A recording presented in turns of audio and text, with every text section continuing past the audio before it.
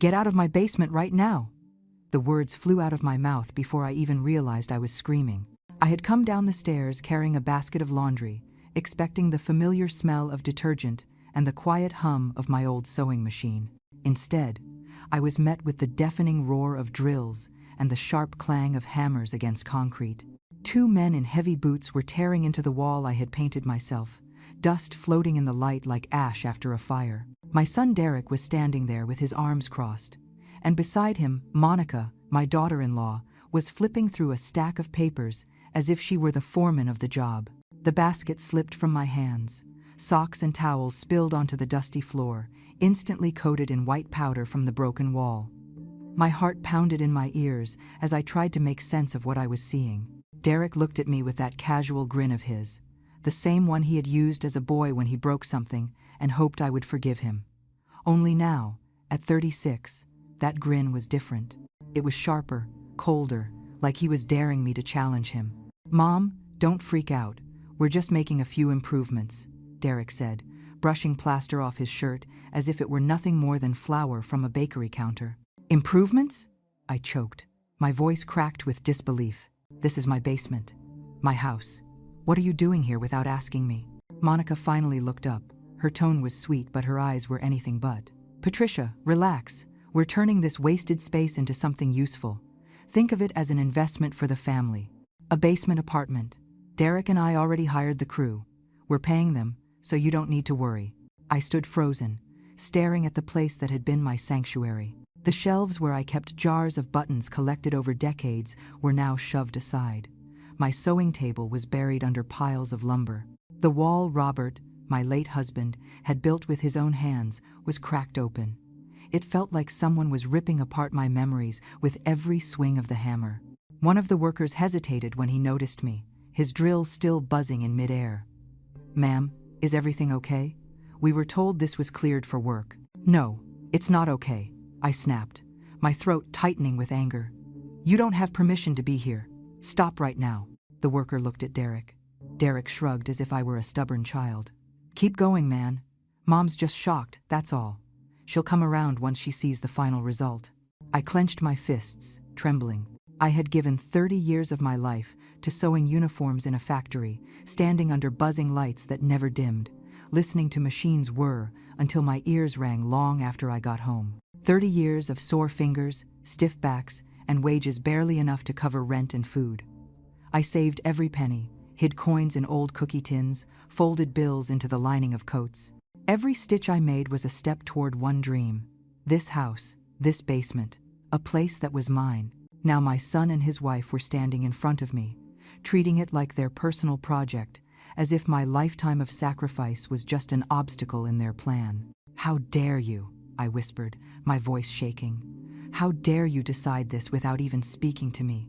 Do you think I'm invisible? Do you think my years of work mean nothing?" Monica waved her hand dismissively, the papers fluttering. "Don't be so dramatic. You're one person in a house that's too big for you. This basement could bring in income. We could rent it out, or maybe Derek and I will use it while we save up for a bigger place. Either way, it's practical. You should be grateful." Grateful. That word stung deeper than any hammer blow. I bent down slowly to pick up my laundry from the dusty floor. My hands shook so badly I could barely hold the towels. The workers exchanged uneasy glances, but none of them stopped. The sound of drilling started again, echoing in my chest like a warning bell. I forced myself to stand tall, though my knees threatened to give out. "This is my home," I said clearly, staring into Derek's eyes. "I worked for it. I paid for it. You will not take it from me." Derek's smile faded, his expression hardened, his jaw tightening. "Mom, don't make this difficult. You always make things harder than they need to be. We're just thinking ahead, making sure everyone has what they need. You're old now. You don't need all this space." Old. The word cut through me like glass.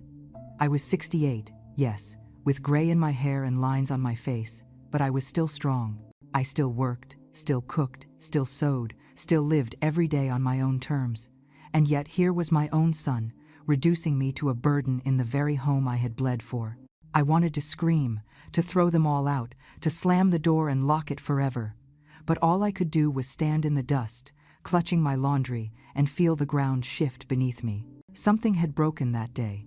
Not just the wall of my basement. Something inside me cracked wide open.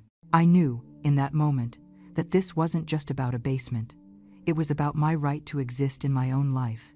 And I also knew this was only the beginning of a battle I had never wanted, but would now have to fight. I lay awake that night, staring at the ceiling, listening to the faint creaks of the house as it settled. Every sound reminded me of the basement, of the drills echoing in my ears, of Derek's voice telling me I was old and didn't need so much space. I couldn't close my eyes without seeing the dust covering my laundry, without hearing Monica call my memories wasted. Sleep never came. The next morning I walked through the kitchen and set my coffee mug down on the table, but I couldn't bring myself to drink it. I thought back to how hard I had worked for this house, every step of the journey carved into my bones. It was not just a place to live. It was the result of decades of labor, of choices no one else had made but me. I had started working at the textile factory when I was just 19. The hours were long, and the pay was short, but it was steady. I learned to measure time not in days, but in stitches. Hundreds of uniforms passed through my hands each week. Some days the machines hummed so loud I felt the vibration in my teeth. Other days the heat from the steam presses made sweat drip down my back until my shirt clung to me like glue. I didn't complain. Complaints didn't put food on the table. Over the years, I raised Derek on my own after Robert died. We managed on my factory wages and whatever small side jobs I could find. I sewed dresses for neighbors, hemmed pants for church friends, even made wedding gowns when someone trusted me enough with their big day. Every dollar I earned had a purpose. Rent, groceries, utilities, and always a little extra tucked away. I became an expert at hiding money. Some went into a coffee can behind the flour jars. Some was folded into envelopes, slipped into old cookbooks. I stitched small bills into the lining of jackets I hardly wore. I did it because I knew the future was uncertain, and no one was going to look out for me but me. By the time the factory shut down, I had saved enough to make a decision. My rent had gone up again, and I was tired of handing money to a landlord who didn't care if the pipes leaked or the paint peeled. I wanted a place that would be mine, no questions asked. That was when I found this house in Greenville. It wasn't much by anyone else's standards. 2 bedrooms, 1 bathroom, and that basement that smelled of earth and quiet. But when I walked through the front door for the first time, I felt something I hadn't felt in years: belonging. The price was $42,000. I still remember the real estate agent looking at me like I had wandered into the wrong office. He asked if I needed a loan. I told him no. I had cash. I watched his expression change, as if he couldn't believe a woman like me had that kind of money saved. But I did. I counted every bill myself. The day I signed the deed, I cried in the parking lot. It wasn't sadness, it was relief. For once in my life, I wasn't depending on anyone. This was my victory. I moved in slowly, carrying boxes on the bus, asking neighbors to help me with furniture. The first time I stood in that basement and set up my sewing machine, I felt peace settle over me. It was cool in the summer and warm enough in winter with a space heater. I lined the shelves with fabric and jars of buttons. I framed a picture of Robert and placed it above the table so he could keep me company while I worked. That space became more than storage.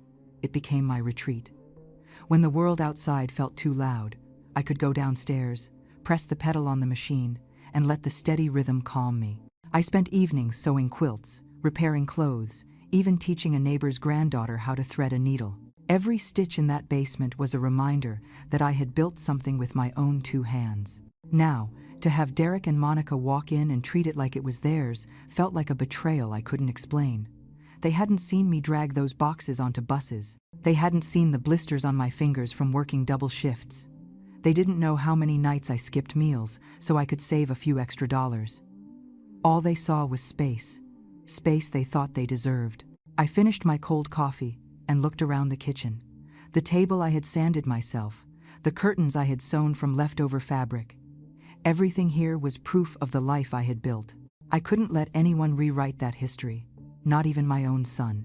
The house was more than walls and a roof. It was the story of my life stitched together, and if they wanted to tear it apart, they would have to fight harder than they expected. When Derek came by the next evening, I was still sore from what I had seen in the basement. I had scrubbed dust from the floorboards all afternoon, but no matter how hard I cleaned, I could still smell plaster in the air. The sound of drills echoed in my head like ghosts I could not chase away. He walked in without knocking, carrying a bag of takeout as if it gave him the right to enter. Monica followed close behind, phone in her hand, her nails tapping the screen. They both sat down at my kitchen table without asking. I stood by the counter, arms folded, waiting. "Mom, you need to listen," Derek started. "The basement is too big for you to use alone. We're just trying to make better use of the space." I stared at him. "Better use for who? You think I spent years saving money for this house so you could treat it like an extra apartment?" Monica set her phone down and leaned forward, her voice syrupy but sharp underneath. "Patricia, don't take it the wrong way. We're thinking about the family as a whole. Derek and I have the kids to consider. Our apartment is cramped, and rent keeps going up. You don't even use half your basement. It makes sense for us to adapt it." "It doesn't make sense to me," I replied. My voice was steady now. "This house is mine. That basement is mine. You don't get to decide what happens here." Derek sighed and ran his hand through his hair. "Mom, you always get dramatic. We're not taking anything away. We're improving. We'll build walls, add a small kitchen, maybe even a bathroom down there. You'll still have your part of the house, and we'll have ours. Everyone wins." "No," I said firmly. "Everyone does not win. I lose. I lose the space I worked for. I lose my privacy. I lose the memories I built down there. You can't just carve up my house like it's a pie on the table." Monica's smile vanished. "You're being selfish," she snapped. "Do you know how much money it could save if we all lived here? Thousands every year. And you want to sit on wasted space because of some old fabric and jars of buttons?" Her words stung, not because she was right, but because of the contempt in her tone. I looked at Derek, hoping for a flicker of kindness, but his face had hardened. "Mom, we've already talked to a contractor. He says it can be done in 2 weeks. We'll cover the cost. You don't even have to worry about a thing." "You'll cover the cost with what money?" I asked. I knew the answer. They had been asking me for help for years, borrowing for rent, for bills, for groceries, always with promises they never kept. Derek shifted in his chair. Monica jumped in quickly. "We'll manage. We've already arranged a payment plan. Besides, you're not broke. You could contribute. After all, it's for the house." I felt my chest tighten. "I will not pay to have my own home taken from me," I said. The room went silent for a moment. Derek tapped the takeout bag as if the smell of fried chicken could soften me. "We're trying to make things better, Mom. You're acting like we're enemies." "Then stop acting like intruders," I answered. Monica's face flushed red. She grabbed her phone and muttered under her breath, "Unbelievable. We're trying to help, and this is the thanks we get." I took a step closer to the table. "Help? You want to move your family into my house without my consent? You want to break my walls and change my home? That's not help. That's control." Derek stood up, taller than me now, looming in the small kitchen. "Mom, I'm not asking anymore. This is happening. You'll see once it's finished that it was the right choice." I felt my knees wobble, but I refused to step back. "If you touch that basement again, Derek, you'll regret it. I'm not weak. Don't mistake my silence for approval." He clenched his jaw, then grabbed the takeout bag and shoved it into the fridge. "We'll talk later when you've calmed down." When they left, the house fell into silence. But it was not the peaceful kind. It was the silence of a storm gathering outside, waiting to break through the windows. I sat at the table long after the headlights of their car disappeared. I thought of every hour I had bent over fabric, every paycheck I had stretched until it almost tore, every night I had gone to bed with aching hands but a steady pride in my chest. None of that seemed to matter to them. To my own son, I was nothing more than a stubborn old woman standing in the way of convenience. I ran my fingers over the wood grain of the table. Robert had sanded this table years ago, the same way he had helped build the shelves in the basement. He would have known what to say. He would have told me not to let anyone, not even family, strip me of what I had earned. The anger that had shaken me turned into something steadier. Resolve. If Derek and Monica thought I would roll over, they were wrong. I had survived factories, widowhood, and decades of scraping by. I could survive this too. But as I turned off the kitchen light and headed upstairs, one thought lingered, heavy as stone. This was no longer just an argument about space. It was a battle over who held power in my own home, and I was determined not to lose. The following week, I came home from my shift at the thrift store and found a silver SUV parked out front. At first, I thought a neighbor had company, but when I walked up my steps and opened the front door, I heard voices carrying up from the basement. My stomach tightened. I hurried down and froze halfway on the stairs. Monica was standing with a man in a pressed shirt and tie, holding a clipboard. He was pointing at the walls with a pen while she nodded eagerly. Derek leaned against the support beam with his arms folded, acting like the host of the tour. My sewing machine had been shoved into the corner, and rolls of fabric were stacked like trash bags against the wall. The man glanced at me, surprised. "Oh, you must be Patricia," he said politely. "I'm Mr. Collins. I've drawn up some initial designs for your basement renovation." "Renovation?" My voice rose higher than I wanted. I stepped down the last stair, glaring at Derek and Monica. "What is going on here?" Monica flashed me that tight smile that never reached her eyes. "Don't look so worried. We just wanted a professional opinion. Mr. Collins agrees this basement could easily be converted into a 2-bedroom unit. Isn't that right?" Mr. Collins cleared his throat. "The space has potential. With the right permits, we could add plumbing, a small kitchen, even a separate entrance through the side yard. It would increase the property value considerably." I shook my head, unable to believe what I was hearing. "You had no right to bring anyone here. This is my home.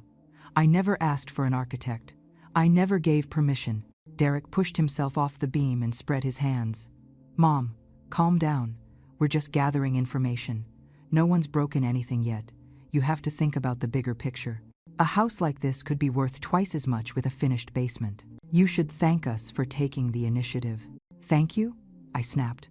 "For barging into my basement, moving my things, and treating me like I'm not even here?" Monica cut in before Derek could answer. "You're letting emotions cloud your judgment. Be practical, Patricia. You live alone. You don't need all this space.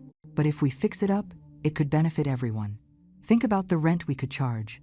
Or maybe Derek and I will move down here with the kids. It's safer than our apartment, and we could all share expenses." I felt the heat rise in my chest. "You're not moving into my house. I didn't work half my life to have you take it over. You have no claim here." Mr. Collins shifted uncomfortably, glancing at his watch. "Perhaps I should come back when you've all had a chance to discuss this further." "Yes, you should," I said firmly. "Right now." He packed up his clipboard quickly and muttered a polite goodbye as he left up the stairs. I stayed where I was, facing Derek and Monica. "You embarrassed us," Monica hissed once the door closed. "Do you know how hard it was to get an architect to come on short notice? You're making this more difficult than it needs to be." I took a step closer, my voice low but steady. "Good. If it's difficult, maybe you'll think twice before you ever try this again." Derek rolled his eyes. "Mom, you can't keep being so stubborn. Times are tough. We're just trying to survive. And you've got this whole basement collecting dust. You're wasting potential." "Wasting potential?" I repeated. I pointed at my sewing machine, covered in dust now from their visits. "That machine has carried me through decades of life. Those fabrics are not junk. This room is not wasted. This is my space, built by my work and my money. And you will not steal it with smooth words about potential." Monica crossed her arms, her tone turning cold. "You're making a mistake. We're offering a chance to make life easier for everyone. If you keep pushing back, you'll regret it." "Are you threatening me?" I asked quietly. "Consider it a warning," she replied, lifting her chin. Derek grabbed her arm, muttering for her to calm down, but she pulled away. They stormed up the stairs, their footsteps pounding overhead until the front door slammed. I was left in the basement, staring at the cracks they had pointed out, the space they wanted to carve up like meat on a butcher's block. I sat at the sewing table and ran my hands over the fabric piled there. My pulse slowed, and I forced myself to breathe. The fear was still there, but beneath it, something else was stirring. Anger. Not the kind that faded, but the kind that hardened into resolve. That night, I couldn't stop thinking of their words. Practical, useful, potential. All words that erased me, reduced me to a number on a property sheet. I wasn't a number. I was a woman who had earned every inch of this house. By midnight, I made a decision. I wasn't going to wait for them to make the next move. They thought I was too old, too soft, too tired to fight. They were wrong. I turned off the basement light, locked the door at the top of the stairs, and whispered to the empty room, "This is mine, and no one is taking it from me." The night after the architect came, I found myself sitting in the living room long after the clock struck midnight. The television was off. The only sound was the steady tick of the old clock on the wall and the faint hum of the refrigerator. I sat in silence with my hands folded in my lap, staring at the dark window where my reflection looked older and more tired than I wanted to admit. I thought about Robert again. He had always been the one to calm me when the world felt too heavy. He had built shelves in that basement with his rough hands and a patience I never had. He would have stood by me now, reminding me that the house was ours and no one had the right to take it. But Robert was gone, and the weight of the fight fell squarely on my shoulders. The next morning, I walked down to the basement and looked at the mess left behind. There were pencil marks on the walls where the architect had measured. My fabrics were pushed into a corner, wrinkled and dust-covered. A few buttons had rolled onto the floor and glistened in the strip of light coming from the window. I picked them up one by one, holding them in my palm like they were marbles from a childhood game. Something so small, yet they carried the history of my work, my care, my life. I felt small then, smaller than I had in years. My own son had stood in this very room and declared it was no longer mine. My daughter-in-law had spoken of tearing it apart like it was nothing more than wasted space. It cut deeper than I expected. That afternoon, I went to the market to buy groceries, and on the way back, I passed Derek and Monica's apartment complex. Their car was parked outside, piled high with boxes and toys in the back seat. I knew they were struggling. I knew bills had stacked up and jobs had slipped through Derek's fingers. But knowing that didn't soften the ache in my chest. If anything, it made it worse. Their desperation was aimed squarely at me, and my home had become their solution. I cooked a simple meal that night, but I barely tasted it. My hands shook as I washed the dishes. Every sound of the plates clinking reminded me of voices raised in my basement. I had never been afraid of Derek before. Even when he was a boy testing my patience, I could handle him. But now, grown, with a wife pushing behind him, he felt like a stranger. When I went to bed, I lay awake again, staring at the ceiling. The shadows of the tree branches outside danced on the walls. My heart would not slow down. I thought of the years I had spent standing in front of sewing machines, the long nights balancing ledgers, the careful hiding of every dollar. Had I done it all just to be treated like this? The house was supposed to be my safety. Instead, it was turning into a battlefield. I wondered if maybe I had been wrong to believe I could protect it on my own. Maybe Monica was right in her cruel way. Maybe I was too old. The thought crept in like cold water under a door. I got up and padded down the hall to the closet where I kept my photo albums.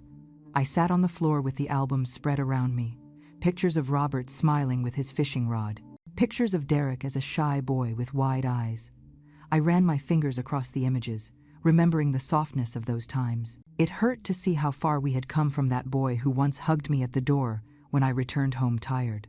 Tears slipped down my face before I could stop them. I had promised myself I would never cry in this house except in joy. Yet here I was, shoulders shaking, trying to catch my breath. I pressed the photos against my chest, whispering to Robert as if he could hear me. I don't know if I can do this alone. The next morning, I went to work at the thrift store. The customers came and went, browsing through racks of old clothes and chipped dishes. I smiled when they spoke, rang up their purchases, wished them well. But inside, I felt hollow. It was as if part of me had been scooped out and left in the dust of the basement. On my lunch break, I sat behind the store, eating a sandwich in the shade. My hands trembled when I unwrapped the bread. For the first time in years, I felt powerless. It wasn't just about walls or furniture. It was about being treated as though I didn't matter in the home I had built. That realization pressed down on me like a weight I couldn't lift. When I got back home that evening, I lingered at the bottom of the steps before unlocking the door. I imagined Derek already inside, moving things without asking, turning my basement into a space I no longer recognized. The fear rose again, sharp and bitter. I finally unlocked the door, and though the house was empty, I didn't feel safe. I made tea and carried it to the living room, sinking into my chair. The quiet pressed on me until I could hardly breathe. I thought about calling someone, but who would I call? Friends from the factory had moved away or passed on. Neighbors kept to themselves. I was alone in this fight, and the loneliness wrapped around me like a cold blanket. That night, I whispered into the empty house again, not as a vow this time, but as a plea. Please, let me be strong enough. I was folding shirts at the thrift store counter when Helen walked in. She had been my friend since our days at the factory. Her hair had gone white, but her eyes were still sharp, the kind that noticed everything. She picked through a rack of coats, then came over to chat. I tried to act normal, but something in my face must have betrayed me, because she leaned on the counter and said quietly, "What's wrong, Patricia? You look like you've been carrying a heavy stone on your back." I hesitated. For weeks I had kept my troubles tucked inside, afraid of sounding weak, afraid of sounding ungrateful. But in that moment, I felt the words pressing against my throat, desperate to escape. "It's Derek and Monica," I said finally. "They're trying to take my basement. They brought in workers without asking. They even had an architect come. I don't know what to do anymore." Helen's expression hardened. "That's not right. That's not just pushy. That's abuse." The word hung in the air. Abuse. I had never allowed myself to call it that. Family arguments, disagreements, stress. Those were the words I used. But abuse? She straightened her back. "I've seen this before. My cousin went through the same thing with her son. They tried to convince the court she wasn't capable of handling her own finances. Do not let them corner you, Patricia. You need someone in your corner who knows the law." I blinked. "A lawyer? I can't afford one." "You can," Helen said firmly. "There are people who specialize in protecting folks like us. Elder financial abuse is more common than you think. I'll give you the number of someone I trust. He helped my cousin keep her house when her kids tried to force her into selling it." My hands trembled as I folded another shirt.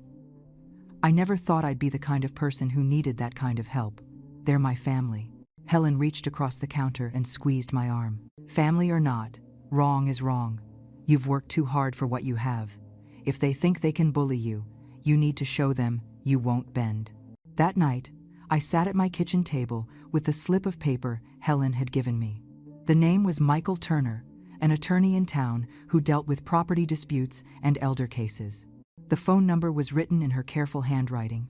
I dialed twice, hanging up before the line connected. My chest tightened at the thought of telling a stranger that my own son was trying to steal my house. Finally, on the third attempt, I let it ring. A calm male voice answered. "Michael Turner's office." I swallowed. "My name is Patricia Hale. I think I might need help. My son and his wife are trying to take over my basement without permission. They're pushing me to make changes to my house I don't want. I'm scared they'll try something legal. I don't know where to start." He listened without interrupting. Then he said, "Mrs. Hale, you did the right thing by calling. You're not alone in this. First step is documentation. Do you have any photos, receipts, anything that shows you are the sole owner of the property?" "Yes, I have the deed, and I took pictures of what they did in the basement." "Good," he replied. "Keep everything in a safe place. Start writing down dates, times, and what was said. If they make threats, record them if you can. The more evidence you have, the stronger your case will be if this escalates." I wrote his instructions down on a notepad, my hands steadier than they had been in days. Before hanging up, he added, "I'll schedule a meeting for you next week. You're not powerless, Mrs. Hale. Don't let them convince you otherwise." When I set the phone down, I sat in the quiet for a long time. For the first time in weeks, I felt something break through the fog of fear. It wasn't joy, but it was something close to relief. A plan, a way forward. The next morning, I went down to the basement early before work. I took more photos of the marks on the wall, the displaced sewing table, the piles of wood Derek had left behind. I even recorded a short video of myself describing what had happened. My voice cracked at first, but then it steadied. "This is my basement," I said into the camera. "These changes were made without my permission. I do not consent." I backed up the photos on an old flash drive and placed it in a box with my deed, my utility bills, and the tax documents that proved the house was mine. I tucked the box into the top of my closet, where no one would think to look. That evening, Derek called. His tone was casual, but underneath, I heard the edge of irritation. "Mom, we need to get moving on the basement. The contractor says his schedule is filling up. We should sign paperwork soon." "I'm not signing anything," I said plainly. There was a pause. Then his voice sharpened. "Don't start this again. We've already made arrangements. You're being difficult for no reason." "I have every reason," I answered. "This is my house. My decision is final." He muttered something under his breath and hung up. I stared at the silent phone for a long time, then looked at the box in the closet again. I felt stronger knowing it was there, evidence of the truth waiting if I needed it. Later that week, I met Helen for coffee at the diner. She listened as I told her about the phone call with the lawyer. She nodded with approval. That's what you needed. A plan and someone to back you up. As we parted ways, she squeezed my shoulder. You're tougher than you think, Patricia. Don't forget that. Walking home, I felt the crisp air on my face and lifted my head higher than I had in days. For the first time since this ordeal began, I felt like maybe I could win. I started carrying a small notebook with me wherever I went. Michael had told me to keep a record of everything, and I took his advice seriously. Every call from Derek, every visit from Monica, every time I noticed something moved in the basement, I wrote it down with the date and time. At first it felt strange, like I was keeping secrets from my own family. But soon it became a habit. The act of writing steadied my hands, gave me back a sense of control.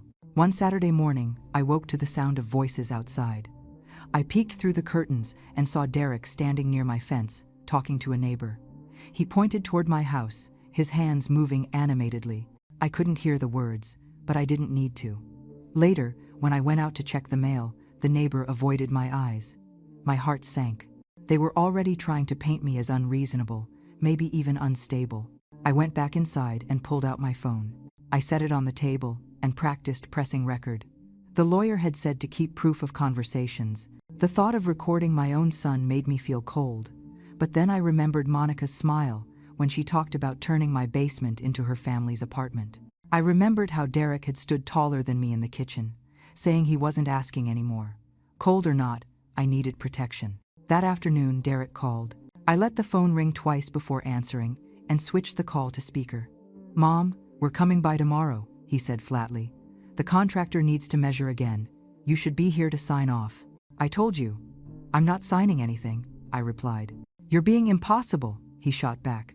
"We can't keep living like this. Monica and I are trying to solve problems. You're making them worse." "I'm protecting what's mine," I said calmly, watching the red light blink on the recorder. His tone sharpened.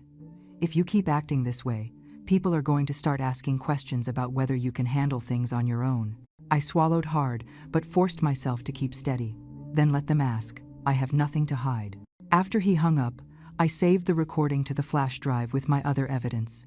My chest ached, but I also felt a quiet pride. For the first time, I wasn't just reacting, I was preparing. The next day, I locked the basement door before they arrived. When Derek tried the handle and found it shut, he turned back to me with disbelief. "Why is this locked?" "Because you don't belong down there," I answered. Monica stepped forward, her voice rising. "You can't keep us out. This affects us too." "No," I said firmly. "It affects me. I bought this house. I maintain it. I decide what happens inside it." Derek muttered under his breath, and Monica's face flushed with anger. She pulled out her phone and snapped pictures of the locked door, of me standing there with my arms crossed. I didn't move. My hands shook slightly, but I stood my ground. That evening, I wrote down every detail in my notebook and printed the photos from my own phone, showing the locks and the state of the basement before they tried to enter. I labeled each one with the date. Piece by piece, I was building a wall stronger than concrete. Still, the weight of it followed me into the night. I dreamed of Robert hammering nails into boards, only this time, every nail was being pulled out by Derek, leaving holes that would never close. I woke with tears on my pillow, but forced myself to get up and face the day. At work, Helen asked how I was holding up. I told her about the notebook, the recordings, the photos. She nodded with approval. "That's good. Keep everything. Don't let them twist the story." Her encouragement carried me through the week. When I got home, I organized my box of documents again, adding new entries. It gave me something concrete to hold on to, something that reminded me I wasn't powerless. Then, one evening, I came home and found my back gate unlatched. I stepped into the yard, heart pounding, and saw fresh footprints in the dirt near the basement window. I grabbed my phone and took pictures before locking the gate again. My stomach turned as I realized what this meant. They weren't giving up. They were testing my defenses, waiting for me to slip. I sat at the kitchen table, staring at the photos on my phone. My hand hovered over the call button for Michael. I wanted to wait until I had more, but fear pressed against my ribs. Finally, I dialed. He answered quickly, and I told him what I had found. "Keep those photos safe," he said. "This is exactly why we gather evidence. If they escalate, we'll be ready. Don't confront them alone. Call me if they try anything again." After I hung up, I went to the basement and sat at my sewing table. The machine sat silent, covered with dust I hadn't brushed away. I touched the wheel and let my fingers rest there. The fight ahead scared me, but I realized something as I sat in the dim light. I wasn't the same woman who had cried over photo albums on the floor. I was someone with a plan now, with proof in hand. When I finally turned off the basement light, I whispered to myself, "You wanted a battle, Derek. You're going to get one." The first real strike I made came on a gray Monday morning. I called a locksmith and asked him to come as early as possible. When his truck pulled into the driveway at 7, I felt my heart pounding so hard it almost drowned out the sound of his tools. He was a polite older man who didn't ask many questions. I simply told him I needed new locks on every door, including the basement and the back gate. By the time he finished, I had 3 shiny new sets of keys in my hand. I tucked one in my work bag, one in the drawer under the telephone, and one in a tin box hidden behind flower jars in the pantry. The old locks sat in a pile by the trash, and with them, I felt I had thrown out part of the fear that had been clinging to me for weeks. That afternoon, Derek called. "Mom, we're coming over tonight. We'll bring the kids and show you the plans again." "You won't get in," I said calmly. "What are you talking about?" I changed the locks. There was silence on the line, then a sharp intake of breath. "You did what?" "Those keys were for everyone's safety." "No," I said. "They were a way for you to walk in whenever you wanted. That ends now." He cursed under his breath and hung up. For the first time in weeks, I felt something close to victory. Small, maybe temporary, but victory all the same. When I got home from the thrift store the next day, I saw them sitting on the porch. Derek stood when I walked up. "Open the door, Mom," he demanded. "No," I said, my hand steady on my bag. "You don't live here. You can't just lock out your own family," Monica cut in, her voice sharp. "Our things are in there. The kids' toys, our furniture. Do you even care what this is doing to them?" "You moved those things in without asking me," I reminded her. "And they can come back out the same way." Derek stepped closer. "Mom, this is serious. You're making a huge mistake." I unlocked the door, stepped inside, and closed it behind me. My hands shook as I slid the bolt, but I refused to let them see. Through the window, I saw them still standing there, Monica pacing with her phone in hand. That night, I called Michael and told him what had happened. He approved of the lock change. It sends a clear message. You're asserting your rights as the homeowner. If they try to push back, we'll be ready. A few days later, Derek and Monica escalated. I came home from work to find a note shoved under my door. It read, "You cannot keep us out forever. This house is family property. We will not let you push us away." The words made my stomach twist, but I kept the note and placed it in my evidence box. The next morning, I woke to the sound of shouting outside. I pulled the curtain back and saw Derek arguing with the mailman, demanding to know why certain letters hadn't been delivered. When I stepped outside, Derek turned on me. "You've turned the whole neighborhood against us. Everyone thinks we're freeloaders because of you." I looked him straight in the eye. "You did that yourself, not me." Monica joined in, her voice rising. "If you don't stop this nonsense, we'll go to court. We'll prove you're not capable of handling this house on your own." I said nothing, only lifted my phone and snapped a picture of the two of them standing in my yard. The click of the camera startled them. Derek's expression hardened, but they left without another word. Inside, my legs felt weak, and I sank into a chair. The fear was there, yes, but so was something else. Power. The act of recording, of documenting, gave me strength. I wasn't the passive mother they thought I was. That weekend, Helen came over with a plate of cookies and sat at my table while I showed her the evidence I had collected. She nodded with approval. "You're building a wall they can't climb. Keep at it." Her encouragement carried me through the next confrontation. Derek showed up again, this time pounding on the back door. I turned on the recorder before answering. "Why are you doing this to us?" he demanded. "You're acting like we're strangers. We're your family." "Families don't steal from each other," I said quietly. "Families don't lie. Until you remember that, you're not welcome here." his jaw clenched, his fists tightening at his sides.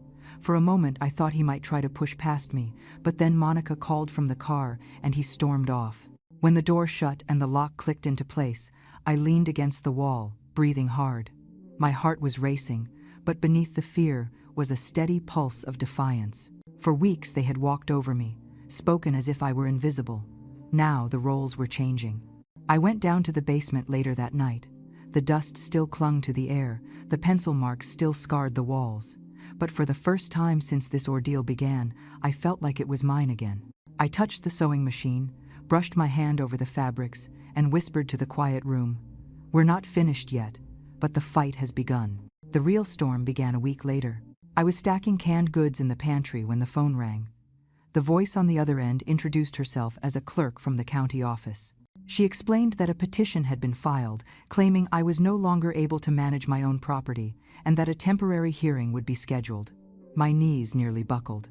I asked who filed it, but she said the paperwork would arrive by mail. When I opened the envelope the next day, my hands shook so hard the letter almost slipped to the floor. There it was, in black ink. Derek and Monica had filed a complaint suggesting I was mentally unfit to care for myself or my home. They claimed I had invited them to live in the house, then forgot, and that I was refusing to honor agreements I had already made. They attached receipts for building materials I never bought, and text messages that looked like they came from my number. In one message it said, "Yes, Derek, please make the basement yours. I want the family close." I stared at the page until my eyes blurred. I had never written such a thing. I called Michael immediately. He told me to bring everything to his office. When I arrived with my box of photos, notes, and receipts, he spread the papers across his desk. He studied the forged text messages and tapped his pen against the table. "This is serious, Patricia. They're trying to build a case that you're incompetent. If the judge believes them, they could gain partial control of your house." The words hit me like a hammer. "So what do I do?" "You already started," he said. "You have your deed, your bills, your photos, and your recordings. That's evidence of ownership and capacity. What we need to do now is prepare affidavits. Do you have neighbors or friends who can confirm you're living independently, paying your bills, and functioning just fine?" "Helen," I said quickly. "She knows. She's seen everything." "Good," Michael nodded. "We'll get her statement. The key is to show consistency. You're working, maintaining your home, keeping records. Their evidence is fabricated. It will collapse under scrutiny, but we have to be thorough." When I walked out of his office, I felt both terrified and steadier. At least I knew what I was facing. That weekend, Monica made her move in public. I was walking back from the corner store with a bag of apples when I overheard her voice outside the church hall. She was speaking to two women from the congregation. "Patricia isn't well," she said with a sympathetic tilt of her head. "She forgets things, she confuses dates. We're just trying to take care of her, but she doesn't always remember what she's agreed to. It's heartbreaking, really." The women gasped and shook their heads. I froze behind the hedge, listening. My blood boiled, but I didn't step forward. Instead, I pulled out my phone and hit record. Her words flowed like poison, painting me as a confused old woman. I walked home shaking, but I saved that recording immediately. 2 days later, I returned from work to find an official notice taped to my door. A hearing was set for the following week. My stomach turned as I peeled the paper from the wood. Derek and Monica were accelerating their plan. They wanted to force me out through the courts before I could fight back. That night, Helen came over and sat with me at the kitchen table. She read the notice, then looked me in the eye. "They're cornering you, but they underestimated you, Patricia. You're not the type to fold." I smiled weakly. "I don't feel strong right now." She reached for my hand. "Strength isn't about not being afraid. It's about doing what needs to be done, even when you are." The next morning, I called Michael again. He was already drafting a response. "We'll challenge the text messages," he explained. "There are forensic ways to show they were generated through an app. As for the receipts, they don't match your bank statements or spending history. We'll bring in a financial record to prove you didn't buy those materials." I spent that entire week gathering every shred of proof I could find. Old bank statements, work schedules, tax documents, even notes from my supervisor at the thrift store showing the hours I worked. Every page went into a folder. I wanted no doubt that I was capable. Meanwhile, Derek and Monica doubled down. They showed up again one evening, standing on my porch like they owned the place. Monica called through the door. "Patricia, this doesn't have to be ugly. If you just agree to let us manage the basement, we'll withdraw the complaint. Think about the stress you could avoid." I opened the door just a crack and answered, "You're not bargaining with me, you're blackmailing me. And it won't work." Her smile faltered, but she covered it quickly. Derek glared at me, then muttered something I couldn't catch. I closed the door and locked it before they could say more. That night I felt the weight of loneliness heavier than before. Fighting your own child is not something a mother prepares for. I sat in the living room with the lamp casting a small circle of light, wondering how everything had unraveled this far. But then I remembered the notebook in my lap, the careful notes, the photos, the recordings. They weren't just scraps of paper, they were proof of my reality, shields against the lies being spun about me. The morning of the hearing drew closer with every tick of the clock. I imagined walking into a courtroom where strangers would decide if I was competent to live in my own home. The thought made me nauseous, but it also lit a fire in me. They wanted me to be scared, to give up before I even walked through those doors. I refused. One evening before bed, I went down to the basement. The pencil marks were still on the wall, faint but visible. My sewing machine waited quietly, fabric folded beside it. I sat down and threaded the needle. The hum of the machine filled the room, steady and rhythmic. With each stitch, I felt my resolve tighten. I whispered into the hum, "This house is mine. They can lie, they can forge, they can twist words, but they will not take this from me." When I turned off the light and climbed the stairs, I no longer felt like a victim waiting for judgment. I felt like a woman preparing for battle, armed not with fists, but with the truth she had carried all her life. The morning of the hearing arrived cold and damp, the kind of day where the clouds hung low and made everything look gray. I woke before dawn, my stomach tight with nerves. I put on my best clothes, a navy skirt and a pressed blouse, and slipped the folder of evidence into my bag. My hands lingered on the strap as I whispered to myself, "This is my truth. No one can take that." Helen drove me to the courthouse. She insisted on coming, saying I shouldn't face this alone. We sat in silence most of the ride, the wipers brushing away steady drizzle. When we pulled into the parking lot, I took a deep breath and felt the weight of years pressing on my shoulders. All the sewing shifts, all the hidden dollars, all the nights I had dreamed of my own home. It all came down to this room, to strangers deciding whether I was capable of living in the house I had bought with my own two hands. Inside, the courthouse smelled faintly of paper and disinfectant. Michael met us in the lobby, his tie perfectly knotted, his expression calm. "Stay steady," he told me. "You don't have to prove yourself to them. Just tell the truth. Let their lies unravel on their own." When we entered the hearing room, Derek and Monica were already seated.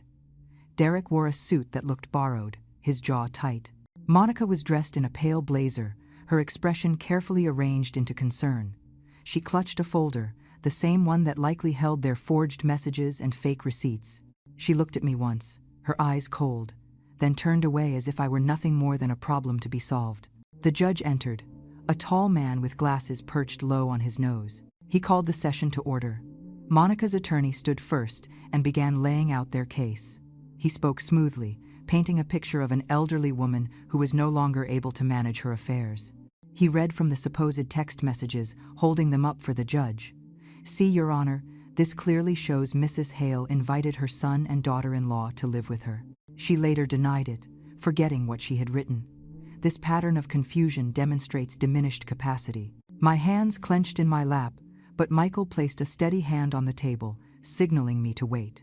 Then Monica herself was called to speak. She put on her best sympathetic tone. "We only wanted to help. Patricia forgets things. She loses track of conversations. She agreed to let us move into the basement, then turned against us. We were worried about her safety, so we filed this petition to make sure she gets the care she needs." The judge nodded politely, scribbling notes. Then he turned to Michael. "Your response?" Michael stood calmly and opened our folder. "Your Honor, we contend that every piece of evidence presented by the petitioners is fraudulent. We have the deed, tax records, and utility bills showing Mrs. Hale as the sole owner and responsible manager of her home. She works part-time at the thrift store and pays her own bills without assistance. Furthermore, we will demonstrate that the alleged text messages are fabricated using a third-party app." He handed over our evidence one by one. The judge flipped through the pages, his brow furrowing. Michael continued. We also have recordings of the petitioners themselves admitting they intended to renovate the basement without consent and pressuring Mrs. Hale to surrender control. Here is one such recording, taken during a phone call. He pressed play on a small recorder. Derek's voice filled the quiet room. If you keep acting this way, people are going to start asking questions about whether you can handle things on your own. The judge looked up sharply. Derek shifted in his chair, his face pale. Monica whispered something to him, her lips tight. Michael finished by calling Helen as a witness. She walked to the stand, straight-backed and clear-voiced. She told the judge about my independence, how she had seen me at work, paying bills, managing my home. Patricia is not confused, she said firmly. She is being pressured by people who see her as a source of money and space, nothing more. When it was my turn to speak, my knees trembled, but my voice came out steady. Your Honor, I have lived my life working with my hands. I saved every dollar myself. This house is my proof that sacrifice matters. My son and his wife are trying to take that from me. I am not confused. I am not incapable. I am tired, yes, but I am strong. I know exactly what is happening here, and it is not care, it is control. The room was silent when I finished. The judge removed his glasses and rubbed the bridge of his nose. Then he addressed Derek and Monica. The evidence presented by the petitioners is troubling. These text messages do not pass forensic review. The receipts do not match the respondents' financial records, and the recording shows clear intent to coerce. I am dismissing this petition. Monica's face flushed, and Derek muttered angrily under his breath. The judge's voice grew firm. Furthermore, if it is proven that false evidence was knowingly presented to this court, charges may follow. I strongly advise you both to reconsider your actions. The gavel came down with a sharp crack. The hearing was over. As people filed out, Monica glared at me with venom in her eyes. Derek avoided my gaze, his fists clenched at his sides. But none of it mattered in that moment. I had walked into that room with fear gnawing at me, and I walked out with my dignity intact. Helen hugged me in the hallway. You did it, she whispered. Michael shook my hand. Remember, Patricia, this isn't just about winning today. Keep your guard up. They may try again, but you've shown them you will not go quietly. As we stepped outside, the rain had stopped. The sky was still heavy with clouds, but a thin beam of sunlight broke through, shining across the courthouse steps. I lifted my face to it, breathing in the damp air. The battle wasn't finished, but for the first time, I knew without doubt that I could stand my ground. A few days after the hearing, I thought things might quiet down. The judge's dismissal had been clear, his warning sharper than I had ever expected. But Derek and Monica were not the type to retreat gracefully. They came back harder, trying to salvage what little control they thought they still had. The first sign came in the form of another knock on my door. When I opened it, I found a deputy sheriff standing there, holding a folded piece of paper. My stomach dropped until he explained, "This is just notice that the petition was dismissed officially. No action against you. You're free and clear." He tipped his hat kindly and left. Relief flooded me, but it was short-lived. The next morning I found flyers tucked under my gate. They were printed sheets, claiming I had memory problems and was being exploited by outsiders who wanted to isolate me. At the bottom was Derek's phone number. I stood in my yard with the papers trembling in my hands. The humiliation was sharper than anything I had felt yet. It wasn't enough for them to try in court. They wanted to poison my standing in the neighborhood too. I collected every flyer and stuffed them in a bag. I called Michael, my voice shaking. He listened patiently, then said, "This is harassment. Keep them. It strengthens your case if we need to file for protection." That evening, Helen came over again. I showed her the flyers, her jaw clenched. "They're digging their own grave, Patricia. Neighbors can see through this. People know you. They know who you are." She was right. The next day at the thrift store, 2 women from church approached me quietly. "Don't worry about those papers," one of them said. "We know the truth. We've seen you working. We've seen you running your house. Don't let them scare you." Their words warmed me in a way I hadn't expected. For the first time, I realized Derek and Monica's lies weren't spreading the way they hoped. Instead, they were exposing themselves. Still, they didn't stop. Later that week, Derek showed up again. I heard his fist pounding on the front door, the sound shaking the frame. I didn't open it. He shouted through the wood, You think this is over? You embarrassed us in court. Everyone's laughing at us now. You're destroying your own family. I pressed record on my phone and let him rant. His words spilled like venom. You owe us. You wouldn't even have that house if it weren't for me helping you move. You think you can just shut us out? You'll regret this, Mom. We'll find another way. Finally, his voice grew hoarse and his footsteps retreated.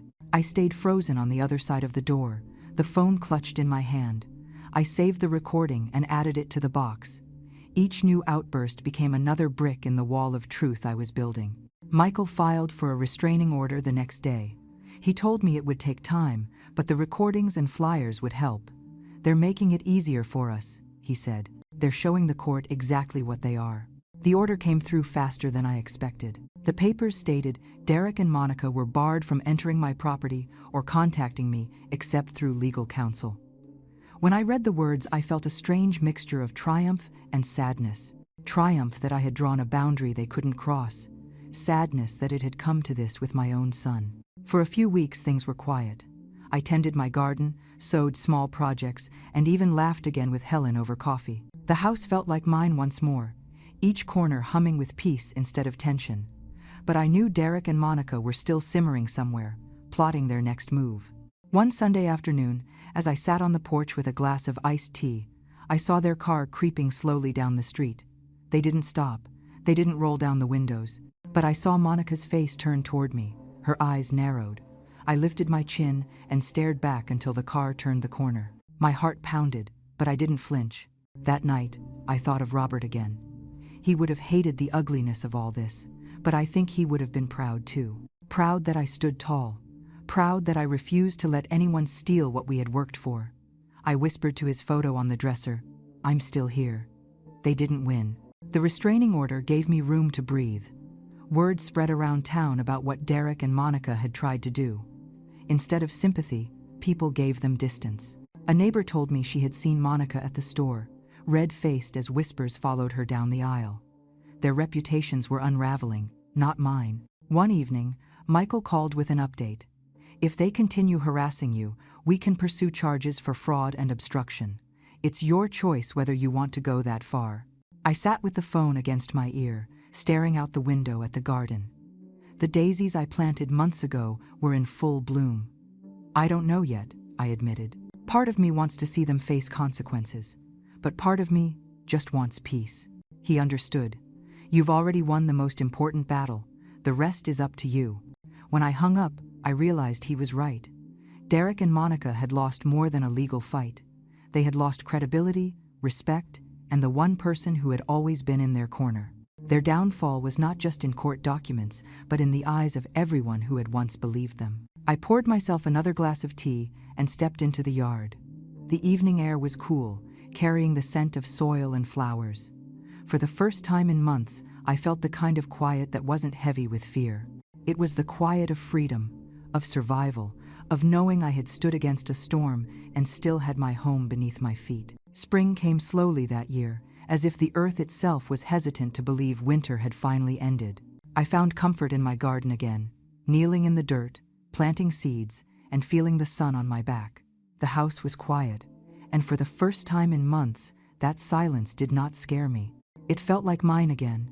Each flower bed, each repaired corner of the basement, each drawer I organized reminded me that I had survived something heavy and walked out stronger. The restraining order kept Derek and Monica away, though their absence hung in the air. I often caught myself thinking of Derek as a boy, running through the yard with scraped knees and a laugh that rang out brighter than any bell. That memory was hard to reconcile with the man who had tried to take my home. I had every right to stay angry, every reason to cut him out completely. And yet, as days turned into weeks, I began to feel the weight of bitterness too. It gnawed at me in the quiet moments. One Sunday afternoon, I heard a knock on the door. My first reaction was fear, but when I opened it, I saw Derek standing alone. His shoulders slumped, his clothes wrinkled, his eyes tired. For a moment, neither of us spoke. Finally, he said, "I'm sorry, Mom." The words sounded foreign coming from him. I searched his face, looking for a trick, but all I saw was exhaustion. "Why are you here, Derek?" I asked softly. He lowered his gaze. "I ruined everything. Monica pushed me, but I let it happen. I let my own greed blind me. Now we've lost friends, respect, everything. I wanted to come and tell you that you didn't deserve any of it. I stood there, gripping the edge of the door. Anger and relief battled in me. You nearly destroyed me, I said. You lied, you forged, you tried to make me look weak. Do you know what that did to me? I know, he whispered, and I hate myself for it. For a long moment, I didn't move. The easy thing would have been to send him away, to slam the door and lock it tight. But as I looked at him, I realized forgiveness wasn't about letting him win. It was about letting myself breathe again. I stepped back and said quietly, "Come inside. We'll talk." We sat at the kitchen table where so many arguments had taken place. This time the air felt different. Derek spoke haltingly, admitting his failures, his shame, and the way his choices had spun out of control. I listened, arms folded, letting him pour it all out. When he was done, I told him the truth. "I forgive you, but I will not forget. This house is mine, Derek. My independence is not negotiable. If you want to be part of my life, it will be with respect, nothing less." He nodded, tears brimming in his eyes. "I understand. I'll earn it back if you let me." It wasn't a perfect ending, but it was a start. Monica never came with him, and I wasn't sure if she ever would. Maybe she would stay away for good. That was her choice. But Derek had taken the first step, and I chose to let him. The weeks that followed were calmer. I went back to sewing in the basement, the steady hum of the machine filling the room with peace. Sometimes Derek would stop by, bringing groceries or sitting quietly in the garden while I worked. He didn't push, he didn't demand. For now, that was enough. Looking back, I realized the true victory wasn't just keeping my house. It was proving to myself that I was not invisible, not powerless, not disposable. I had fought for what was mine and stood against lies, and in the end, I had kept both my dignity and my home. The law had been on my side, but so had my courage, and from that, I found a kind of peace I hadn't felt in years. One evening, as I locked the basement door after finishing a quilt, I looked around the space that had once been under siege. The walls were patched, the shelves back in place, the sewing table shining in the lamplight. I whispered to myself, "It's safe again." For the first time, I truly believed it. If you've listened this far, I wonder what you think about forgiveness. Do you believe people who betray us deserve another chance, or is it better to cut ties completely? I chose to let Derek back into my life, but on my terms. Sometimes, forgiveness is not about excusing the past, but about freeing yourself from the weight of anger. Share your thoughts in the comments. I'd love to know how you see it. And if this story spoke to you, please stay with me for the next one.